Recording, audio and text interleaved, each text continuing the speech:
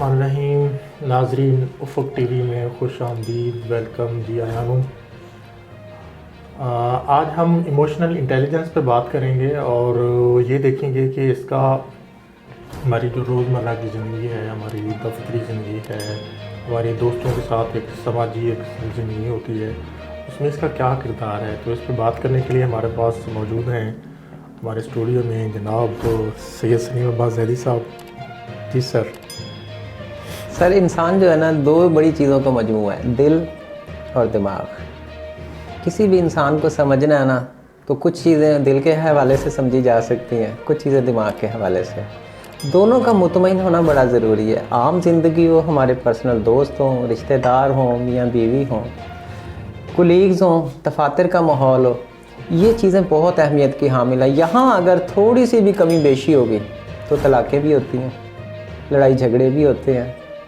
और वो इदारा जहाँ इमोशनल इंटेलिजेंस का कोई ख्याल ना रखा जाता हो। अच्छा, सबसे पहले बताएं है क्या चीज़ इमोशनल इंटेलिजेंस मेरे जैसे लोगों के लिए? जैसा कि नाम से ही जाहिर है कि हमने इतना इंटेलिजेंटली दूसरे के इमोशंस को समझना है। हम अब अमूमन अपनी ज़ात में ही गुम रहते हैं ना, कि हमें काश कोई समझे।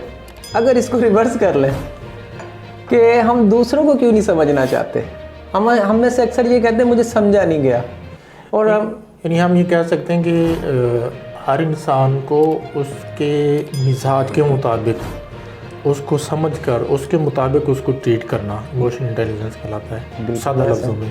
जी जी। और इस कदर अहमियत का हामिल है। एक छोटे से बच्चे के साथ भी आप जो डील कर रहे हैं, तो वहाँ जब तक आप उसके इमोशंस को नहीं समझेंगे, तो आप ना उससे अपने उसके दिल में जगह बना सकते हैं, ना उससे कोई काम ले सकते हैं, ना अपनी बात मनवा सकते हैं, बल्कि शायद वो आपका ही दुश्मन बन के खड़ा हो जाए।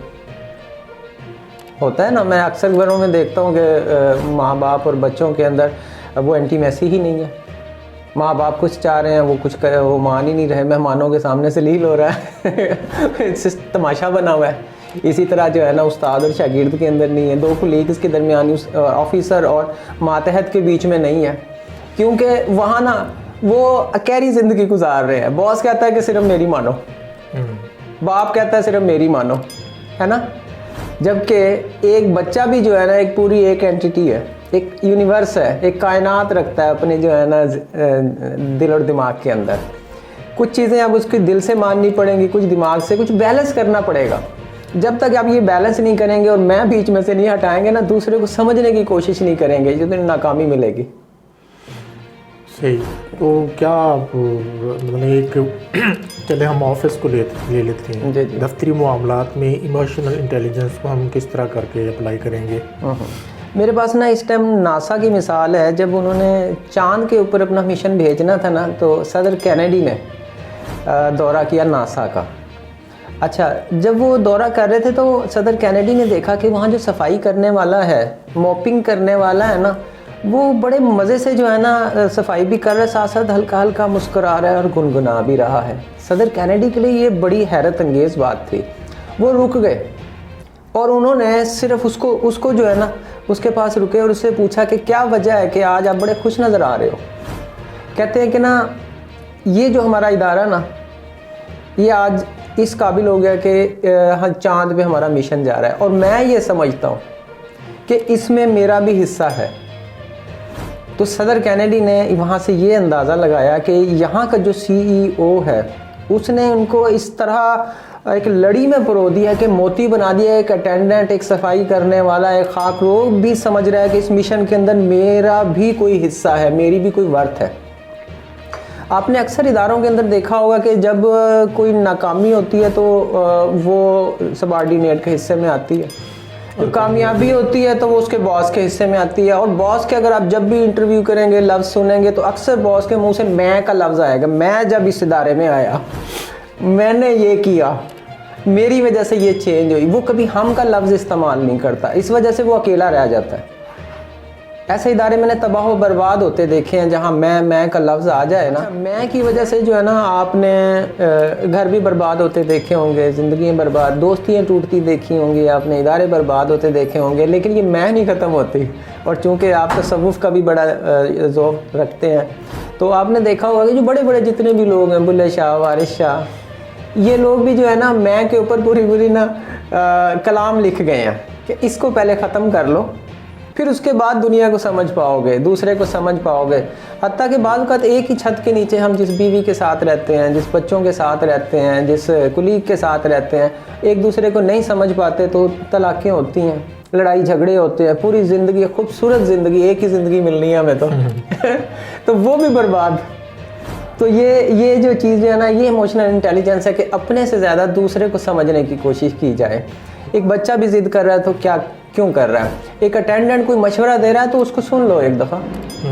मैंने तो ये देखा है कि जो है ना हम अपने अटेंडेंट या क्लर्क को हम अटेंडेंट ही क्लर्क ही समझते रहते हैं पूरी ज़िंदगी, जबकि मैंने नोट किया कि वो इतने ज़बरदस्त एंटरप्रेन्योर होते हैं, इतने ज़बरदस्त वो लाइफ में जा रहे होते हैं कि अपने बच्चों को डॉक्टर भी बना देते हैं, इंजीनियर भी बना देते हैं, वो प्राइवेट बिजनेस भी कर रहे होते हैं, इनोवेशंस भी कर रहे होते हैं, वो एक कामयाबी से अपना घर चला रहे होते हैं, वो घर भी बना लेते हैं। हम उनको पूरी ज़िंदगी अटेंडेंट ही समझ रहे होते हैं। लेकिन अगर उसी अटेंडेंट से आप दोस्ती कर लें, उससे सलाम दुआ हो जाए आपकी, उसको उसका हाल अहवाल आपको इस तरह पता हो कि उसके घर का भी पता है, उसके बच्चों का भी पता है, उसके बिज़नेस का भी पता है, वो क्या कर सकता है क्या नहीं कर सकता, तो आप यकीन करें बाज़ औक़ात एक अटेंडेंट से वो काम ले सकते हैं जो आपके लिए वज़ीर आला या गवर्नर नहीं कर सकता। फिर इसका दूसरी साइड देख लें, अगर इन्हीं को दुश्मन बना लें, ये लम्हा व लम्हा आपके साथ है, ये आपकी खूबियों को छुपा लेंगे, आपकी खामियों को उजागर करेंगे, आपकी इतनी छोटी सी चीज़ देख लेंगे तो आप उसको तशहीर करेंगे,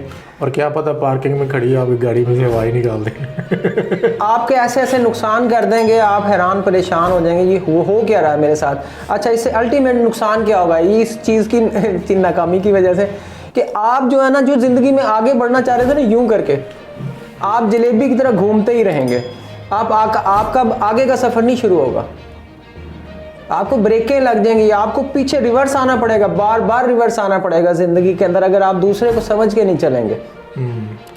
तो ये आपकी नाकामी होगी, या ये आप फैसला कर लेंगे आपने मैं छोड़नी है, ये दूसरे को समझना है या नहीं समझना। मैं को कैसे ख़त्म किया जाए? मैं को ख़त्म करने के लिए ही अंबिया आए थे। मैं को ख़त्म करने के लिए बड़े बड़े कोटेशंस हैं, अगर आप किताबें तसव्वुफ़ की उठा के पढ़ें, कुरान के इरशादात पढ़ें, हदीसें पढ़ें, बड़े लोगों के अक़वाल पढ़ें ना, वहाँ दूसरे की जो है ना अहमियत उजागर करने के लिए कि किसी के अंदर ना 100 आपको 99 बुराइयाँ भी नज़र आए ना, और एक खूबी नज़र आए, आप उसको निकाल के लाएं। आप किसी की ग़ीबत ना करें, घूम फिर के बात उस तक पहुंच जाती है। हमारा माशरा ऐसा है, हमारा सिस्टम ऐसा है कि आप दुनिया के एक कोने के अंदर बात करें किसी के ख़िलाफ़, वो घूम फिर के जिसे आप कहेंगे ना बस बताना ना किसी को, वो भी आगे से कहेगा फिक्र ना करो लाहौरों बाहर नहीं निकलेगी गल ठीक है, लेकिन वो जो है ना वो शाम तक, इशबेलिया तक और करनाता तक पहुंचेगी बात।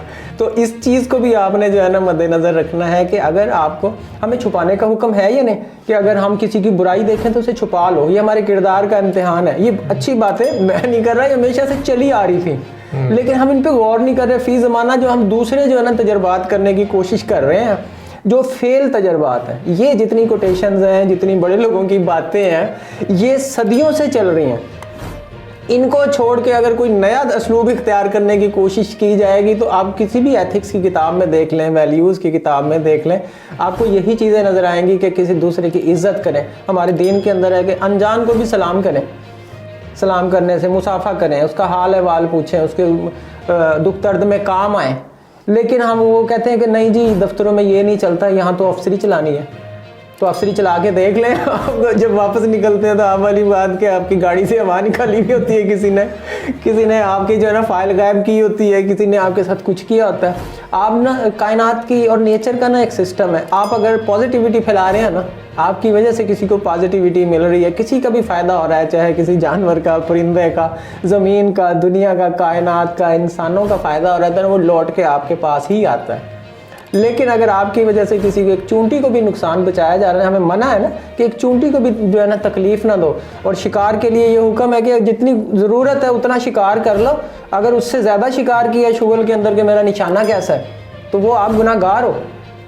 अपनी ज़रूरत के लिए ठीक है, तो ये चीज़ें समझने की हैं। यही इमोशनल इंटेलिजेंस है कि इंसान जो है ना सिर्फ अपने आप को नहीं, दूसरों को भी समझने की कोशिश करे। तो इसमें अगर हम इसको बनना ना एक वन लाइनर बनाएं, इसको मुख्तसरन बताएं, जी जी, तो ये कह सकते हैं कि हम जो सलूक अपने साथ जी, पसंद जी। करते हैं हाँ, हाँ, हाँ। कि कोई हमारे साथ इस तरह का सलूक रवा रखे, तो वही सलूक हम दूसरों के साथ भी रवा रखें।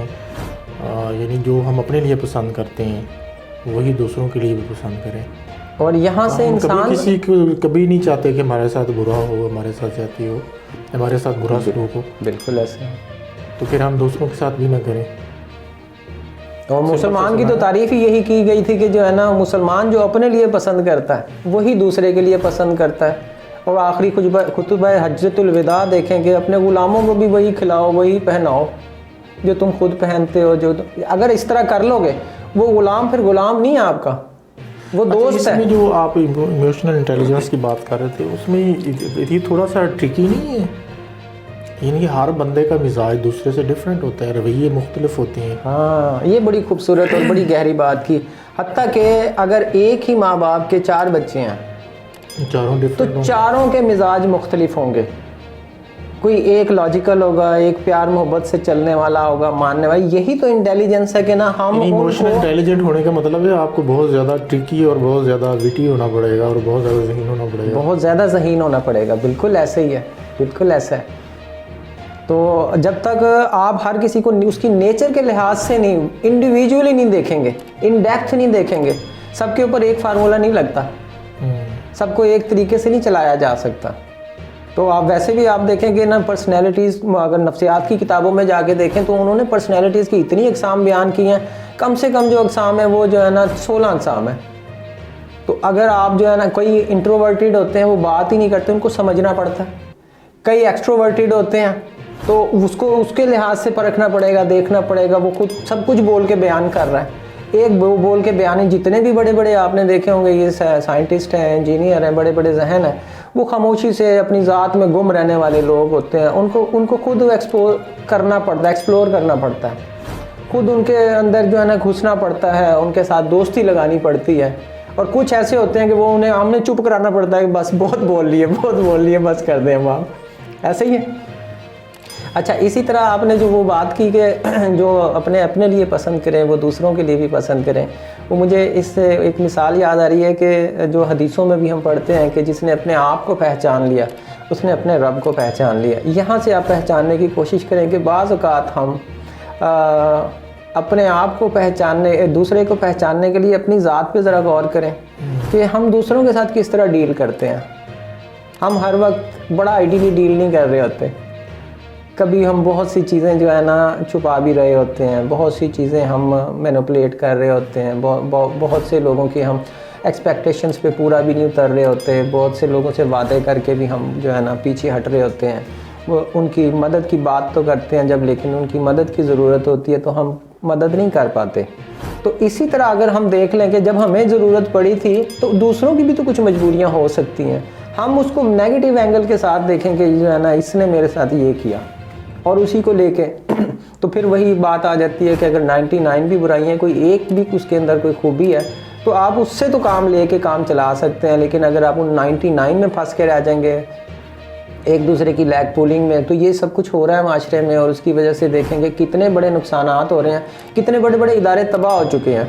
बहुत बड़े बड़े इदारे हमारे अपने मुल्क के और बड़े दूसरे मालिक के देखें, वो इन्हीं चीज़ों की वजह से, आपस की लड़ाइयाँ, ग्रजेस की वजह से, एक दूसरे की ग़ीबत, leg pulling, manipulation, too much over thinking, too much जो है ना एक दूसरे को एनालाइज करना, इन चीज़ों की वजह से बर्बाद हो गए हैं। बड़े बड़े ब्रेन मैंने तबाह होते देखे, बड़े बड़े ब्रेन जिनको जो है ना वाकई इदारों का सरबराह होना चाहिए था, उनको ऐसे निकाल के बाहर मारा जाता है कि जो है, और उसकी जगह हर शाख में उल्लू बैठ जाता है आके।